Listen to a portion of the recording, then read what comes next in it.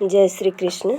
आप सभी का हमारे YouTube चैनल पर हार्दिक स्वागत है। आज की इस वीडियो में आप सभी जानेंगे कि साल 2025 में निर्जला एकादशी का व्रत कब रखा जाएगा, इसकी पूजन विधि क्या है, इसके महत्व क्या है, इसके पूजन के शुभ मुहूर्त और साथ ही जानेंगे इसके पारण की सही जानकारी। तो आइए जानते हैं।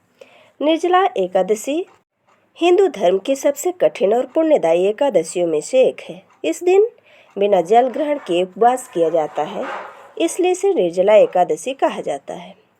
पौराणिक मान्यताओं के अनुसार जो व्यक्ति सभी एकादशियों का पालन नहीं कर सकता, वह केवल निर्जला एकादशी का व्रत करके पूरे वर्ष की सभी एकादशियों का पुण्य प्राप्त कर सकता है।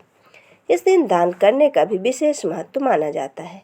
मान्यता है कि इस दिन जो व्यक्ति श्रद्धापूर्वक दान करता है, उसके जीवन में धन, सुख और समृद्धि बनी रहती है।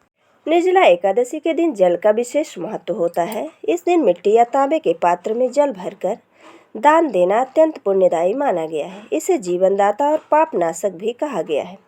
जल दान से प्यासे प्राणियों की सेवा होती है और व्यक्ति के जीवन में शांति और सुख की वृद्धि होती है।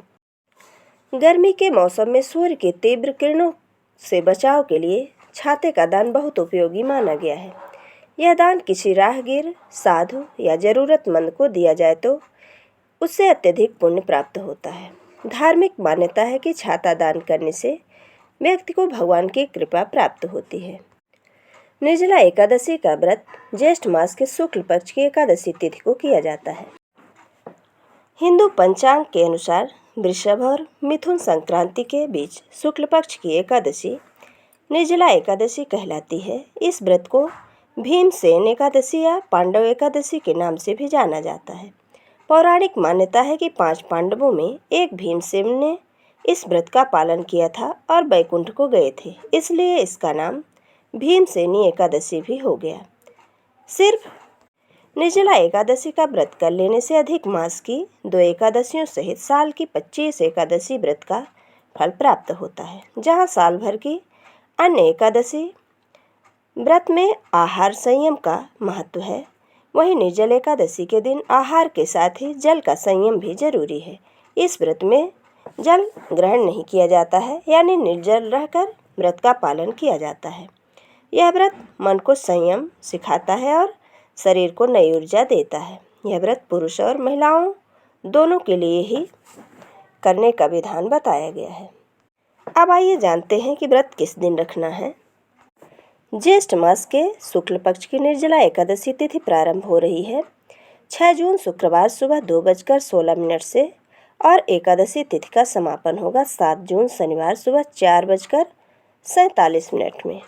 ऐसे में उदया तिथि को ध्यान में रखते हुए एकादशी का व्रत किया जाएगा 7 जून 2025 दिन शनिवार को। द्वादशी तिथि प्रारंभ होगी 7 जून शनिवार सुबह 4:48 से और इसका समापन होगा 8 जून रविवार सुबह 7:17 में। निर्जला एकादशी व्रत के पारण का शुभ मुहूर्त है 8 जून 2025 दिन रविवार सुबह 5:23 से लेकर 7:17 के बीच में। ये थी निर्जला एकादशी व्रत की संपूर्ण जानकारी। वीडियो अगर पसंद आया हो तो लाइक ज़रूर करें और मित्रों के बीच में शेयर करना बिल्कुल ना भूलें। जय श्री कृष्ण। धन्यवाद।